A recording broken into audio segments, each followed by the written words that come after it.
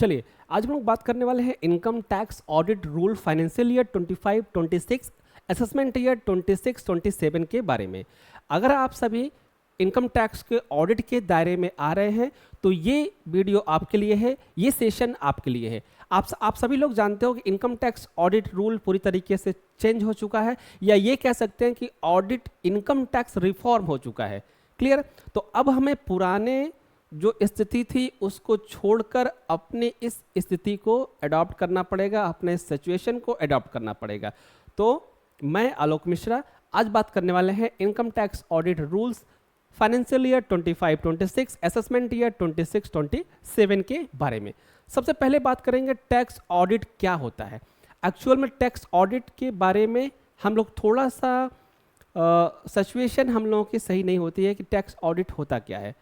अगर किसी भी फर्म में, ध्यान सुनिएगा, जब किसी व्यक्ति, फर्म, कंपनी या टर्नओवर रिसीव्ड उसकी एक लिमिट, सब्सक्राइब लिमिट से ज़्यादा हो जाती है या अधिक हो जाती है, तो वो कंपनी, वो फर्म ऑडिट के अंतर्गत आती है। ध्यान दीजिएगा। और अगर कंपनी की ऑडिट, इनकम टैक्स ऑडिट कौन कर सकता है? तो इनकम टैक्स ऑडिट एक सीए कर सकता है, चार्टर्ड अकाउंटेंट ही कर सकता है। ओके। टैक्स ऑडिट की व्यवस्था में इनकम टैक्स का जो सेक्शन है वो सेक्शन 44 AB के अंतर किया जाता है, क्योंकि इनकम टैक्स एक्ट 2025 के अंतर्गत सेक्शन 44 AB के अंतर्गत ये रखा गया है। 1961 में भी इसी में था और ये भी इसी के अंतर्गत रखा गया है। सबसे बड़ी बात है टैक्स ऑडिट में होता क्या है। टैक्स ऑडिट में आपके पूरे ट्रांजैक्शन, पूरे फाइनेंशियल ईयर के जितने भी डेटा होते हैं, सारे डेटा को हम लोग क्या करते हैं, चेक करते हैं। उसको जितने भी उसके ट्रांजैक्शन होते हैं, फाइनेंशियल ट्रांजैक्शन होते हैं, एक्सपेंसेज होते हैं, सारे को क्या किया जाता है, चेक किया जाता है, ट्रैक किया जाता है कि एक्चुअल में जो एक्सपेंस दिखाए गए हैं वो सेक्शन के अकॉर्डिंग है, लॉ के अकॉर्डिंग है, इनकम टैक्स एक्ट के अकॉर्डिंग दिखाए गए हैं या नहीं दिखाए गए हैं। क्लियर? अगर हम बात करें टैक्स ऑडिट की सीमा की, लिमिट की, थ्रेशोल्ड लिमिट क्या होती है, तो थ्रेशोल्ड लिमिट थोड़ी सी इंक्रीज कर दी गई है, ये आप लोग समझें। लेकिन जो हमारी टैक्स लायबिलिटी, जो हमारी ऑडिट की लायबिलिटी स्टार्ट होती है वो 1 CR से स्टार्ट हो जाती है। अगर आपका ट्रांजैक्शन 1 CR क्रॉस कर रहा है तो आपके लिए टैक्स ऑडिट मैंडेटरी हो जाता है। उसी केस में अगर आपने कैश रिसीप्ट कर लिया है 5%, कैश पेमेंट कर दिया है 5%, आपके जितने भी टर्नओवर है उसका, उस टर्नओवर में 5% का कैश रिसिप्ट है और कैश पेमेंट है, तो इस केस में जो लिमिट दी गई ऑडिट लिमिट की वो 10 करोड़ की दी गई है। क्लियर?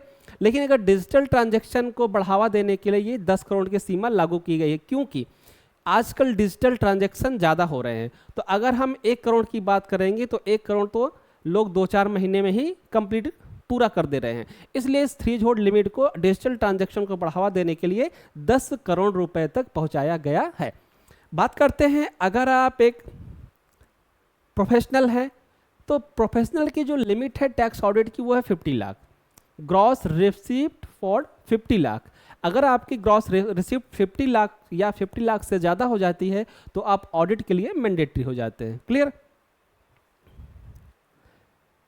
सबसे इंपॉर्टेंट चीज़ है प्रिजेंटिव टैक्सेशन केस। एक ऐसा बिजनेस जो अपना बुक्स ऑफ अकाउंट मेंटेन नहीं करता है, अपने कोई रिकॉर्ड नहीं रखता है, उसे बोलते हैं प्रिजेंटिव बेस ट्रांजैक्शन। ठीक है? तो उसे हम बोलते हैं प्रेजेंटिव टैक्सेशन केस। इस केस में क्या होता है भैया, ये सेक्शन 44 AD के अंतर्गत बिजनेस आता है, क्योंकि यहाँ पे कोई भी उसका रिकॉर्ड नहीं होता है। क्लियर? अगर हम बात करें टैक्स पेयर की तो प्रेजेंटिव स्कीम जो अपनाता है उसके जो प्रॉफिट होता है वो 6% और 8% से अगर कम दिखाता है, वह पर्सन जो प्रिजेंटिव बेस इनकम में सेक्शन में अपनी इनकम दिखाता है, अगर वो प्रेस्क्राइब लिमिट जो 6% है और 8% है उससे अगर कम दिखाता है तो वो फिर ऑडिट के लिए लाइबल हो जाएगा। क्लियर? टोटल इनकम का जो एग्जम्पशन है उससे अधिक अगर होगा तो वो टैक्स ऑडिट के लिए लाइबल हो जाएगा। उसी तरीके से सेक्शन 44 ADA में आता है प्रोफेशनल। प्रोफेशनल की जो प्रॉफिट लिमिट है वो 50%।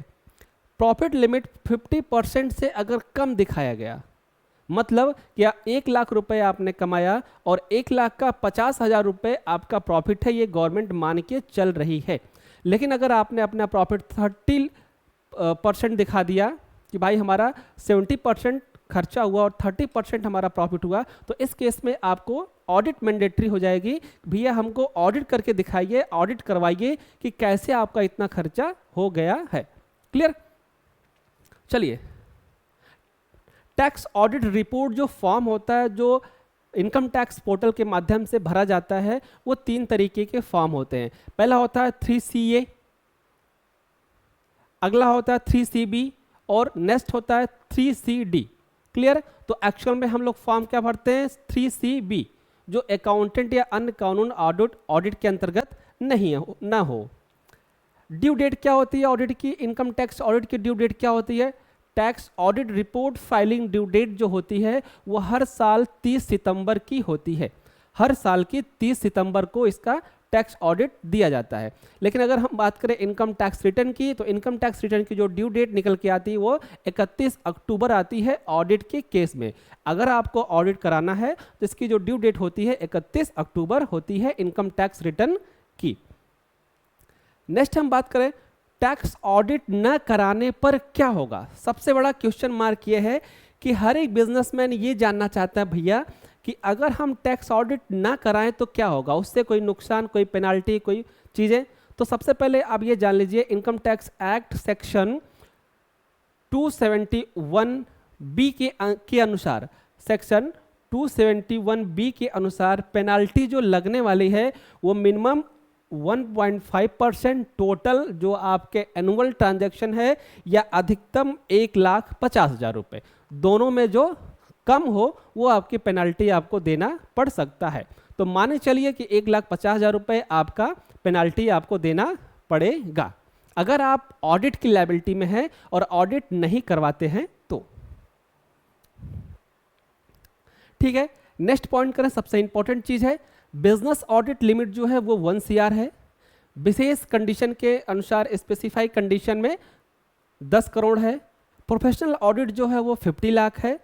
सेक्शन 44AB में टैक्स ऑडिट के प्रावधान किए गए हैं और ऑडिट रिपोर्ट हमेशा CA के द्वारा ही प्रमाणित की जाती है, प्रस्तावित की जाती है, और समय पर ऑडिट न कराने पर पेनाल्टी भी लग सकती है जो मैक्सिमम 1,50,000 हो सकती है।